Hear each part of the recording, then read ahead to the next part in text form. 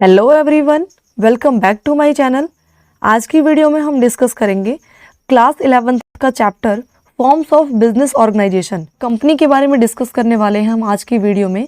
तो कंपनी का मतलब क्या है? ये एक आर्टिफिशियल पर्सन है जिसे क्रिएट किया गया है, मतलब हमारी तरह इनका कोई जन्म नहीं होता, कोई इनकी डेथ नहीं होती। लॉ के अकॉर्डिंग कंपनी का एग्जिस्टेंस है एज अ पर्सन। ओके, तो the word of a company is a derivative of the Latin word companies. Company word drive कैसे हुआ है? कंपनीज वर्ड से। It is voluntary association of person formed for the purpose of earning profit with the investment of capital.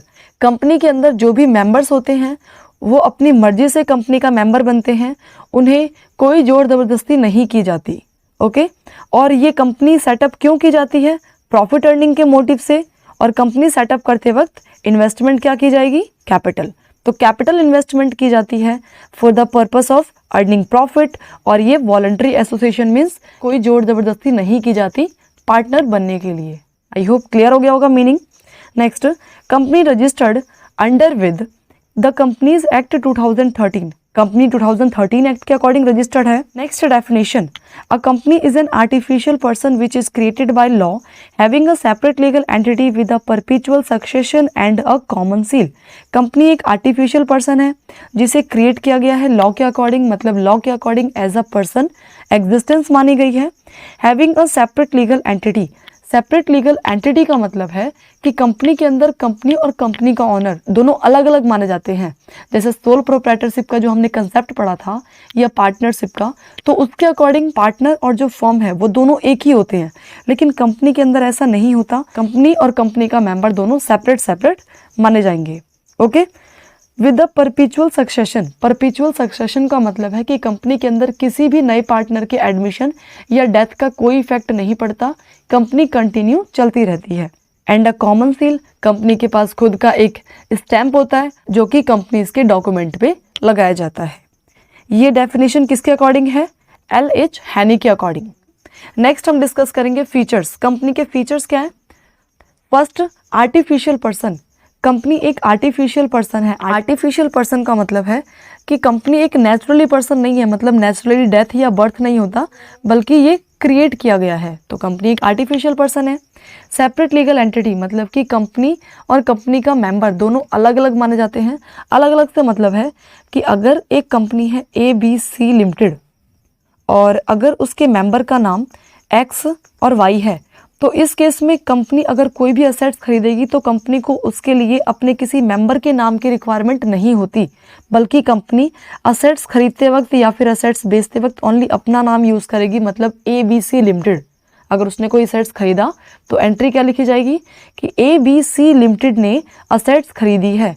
या अगर कोई loan लिया तो ABC limited ने इतने का लोन लिया है। क्लियर? तो सेपरेट लीगल एंटिटी का कंसेप्ट क्लियर कि जब भी कोई ट्रांजैक्शन की जाएगी तो वो कंपनी के अकॉर्डिंग की जाएगी, ना कि उसके किसी मेंबर के अकॉर्डिंग। नेक्स्ट है लिमिटेड लायबिलिटी। लिमिटेड लायबिलिटी का मतलब है जितना कंपनी का मेंबर स्टार्टिंग में एज अ कैपिटल इन्वेस्टमेंट करता है उस पर्सन की उतनी ही लायबिलिटी बनती है, उससे एक्स्ट्रा एक भी रुपये लायबिलिटी नहीं बनती। सपोज अगर किसी मेंबर ने कंपनी में 1 लाख रुपीज़ की इन्वेस्टमेंट करनी है, सपोज एक्स को अगर कंपनी में 1 लाख रुपीज़ की इन्वेस्टमेंट करनी है एज अ मेंबर, तो वो 1 लाख रुपीज़ की इन्वेस्टमेंट के अलावा एक भी रुपये पेमेंट नहीं करेगा, जिसे लिमिटेड लायबिलिटी कहा गया है कि जितनी स्टार्टिंग में अमाउंट फिक्स किया गया है ओनली उतने तक ही पेमेंट करनी है, एक्स्ट्रा से कोई मतलब नहीं है। ओके, नेक्स्ट है परपेचुअल एग्जिस्टेंस। कंपनी में किसी भी मेंबर के आने या जाने से कोई फर्क नहीं पड़ता कंपनी के ऊपर, कंपनी कंटिन्यू चलती रहती है। अगर कंपनी का कोई मेंबर अनसाउंड माइंड हो जाए या किसी मेंबर की डेथ हो जाए तो उस केस में भी कंपनी पे कोई इफेक्ट नहीं पड़ता, कंपनी कंटिन्यू चलती रहती है। लेकिन पार्टनरशिप फर्म और सोल प्रोप्राइटरशिप के केस में ऐसा नहीं होता। Okay, next transferability of share. Company के अंदर कंपनी का जो मेंबर है वो चाहे तो अपना शेयर किसी दूसरे बंदे को ट्रांसफर कर सकता है, उसके लिए कोई रिस्ट्रिक्शंस नहीं है। Next one is merits. अब मेरिट्स क्या होते हैं कंपनी के? मेरिट्स मतलब फायदे कंपनी के एडवांटेजेस क्या है? First, large financial resources. Company means एक लार्ज साइज ऑफ इंस्टीट्यूशन। अब जब लार्ज इंस्टीट्यूशन है तो उस केस में मेंबर भी ज़्यादा हैं। अगर किसी बिजनेस में मेंबर ज़्यादा हैं तो उस केस में फाइनेंस भी ज़्यादा अरेंज हो पाएगा। तो फर्स्ट इंपॉर्टेंस कहा गया है लार्ज फाइनेंशियल रिसोर्सेज, फाइनेंस ज़्यादा अरेंज हो पाता है। नेक्स्ट है लिमिटेड लायबिलिटी, जिसके बारे में हमने फीचर में डिस्कस कर लिया कि जितनी स्टार्टिंग में एग्रीमेंट के अकॉर्डिंग पार्टनर को पेमेंट करनी है ओनली उतनी ही पेमेंट करेगा, उससे एक्स्ट्रा 1 रुपये तक की भी लायबिलिटी उसकी नहीं बनती। Next, large scale of production, क्योंकि यहाँ पे फाइनेंस भी ज़्यादा अरेंज हो रहा है और नंबर ऑफ मेंबर भी कंपनी में ज़्यादा होते हैं, तो इस केस में यहाँ पे प्रोडक्शन का जो साइज़ है वो भी ज़्यादा होता है, लार्ज स्केल पे होता है। Next, efficient management. कंपनी के अंदर नंबर ऑफ मेंबर्स ज़्यादा होते हैं, इस केस में ये पॉसिबल नहीं हो पाता कि सारे मेंबर कंपनी को मैनेज करें, कंपनी की मीटिंग को अटेंड करें, तो इसलिए कंपनी के अंदर कुछ मेंबर्स को चूज़ किया जाता है जो कि कंपनी का सारा मैनेजमेंट सिस्टम संभालते हैं। जो इस काम में एफिशिएंट होते हैं उन्हें चूज़ किया जाता है, तो इसलिए कहा गया है एफिशिएंट मैनेजमेंट पॉसिबल हो पाता है, क्योंकि जो एफिशिएंट पर्सन होगा, मैनेजमेंट स्किल जिसके पास होगी उसी को चूज़ किया जाएगा, तो इसीलिए कंपनी के अंदर मैनेजमेंट भी एफिशिएंट तरीके से पॉसिबल हो पाता है। Next, transferability of share.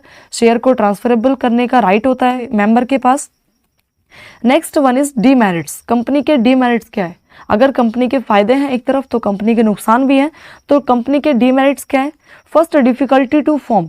Company को सेटअप करने में डिफिकल्टी आती है, क्योंकि लार्ज स्केल ऑफ फाइनेंस चाहिए होता है, काफ़ी सारी लीगल फॉर्मेलिटीज़ को पूरा करना पड़ता है, तो इसलिए कहा गया है डिफिकल्टी टू फॉर्म। नेक्स्ट है लैक ऑफ सीक्रेसी। कंपनी के अंदर नंबर ऑफ मेंबर्स ज़्यादा होते हैं और सारी इन्फॉर्मेशन मेंबर्स को बतानी ज़रूरी होती है, तो इस केस में मेंबर्स के बीच कोई भी बात सीक्रेट नहीं रह पाती, तो इसलिए कहा गया लैक ऑफ सीक्रेसी। जहाँ पे नंबर ऑफ मेंबर ज़्यादा है वहाँ पे सीक्रेट का तो मतलब ही नहीं बनता। Next, lack of personal interest. Company के अंदर काम करते वक्त कंपनी के इंटरेस्ट को ध्यान दिया जाता है, मतलब कि कंपनी के गोल पे ध्यान दिया जाता है, ना कि पर्सनल इंटरेस्ट पे। ओके, कंपनी के गोल को अचीव करने के लिए काम किया जा रहा है, ना कि पर्सनली अपने कमीशन के लिए, तो इसलिए कहा गया lack of personal interest. Personal interest को साइड में रखते हुए कंपनी में काम किया जाता है कंपनी के गोल को अचीव करने के लिए। Next, demerits, slow decisions making process. Company के अंदर जहां नंबर ऑफ मेंबर्स ज़्यादा हैं, जब भी मीटिंग बुलाई जाती है और अगर मीटिंग में मेंबर नहीं आ पाते तो कंपनी की मीटिंग को डिले भी करना पड़ जाता है, इसलिए कहा गया है slow decisions making process. Company के अंदर डिसीजन मेकिंग प्रोसेस बहुत ही स्लो हो पाती है। ओके, तो ये थे कुछ डीमेरिट्स कंपनी के। आई होप आपको ये क्लियर हो गया होगा, ये कंपनी की मीनिंग, डेफिनेशन, फीचर्स, मेरिट्स और डीमेरिट्स। नेक्स्ट वीडियो में हम इस चैप्टर के आगे का टॉपिक कंटिन्यू करेंगे। अगर आपको ये वीडियो हेल्पफुल लगी हो तो लाइक, शेयर एंड सब्सक्राइब करना ना भूलें। Thanks for watching.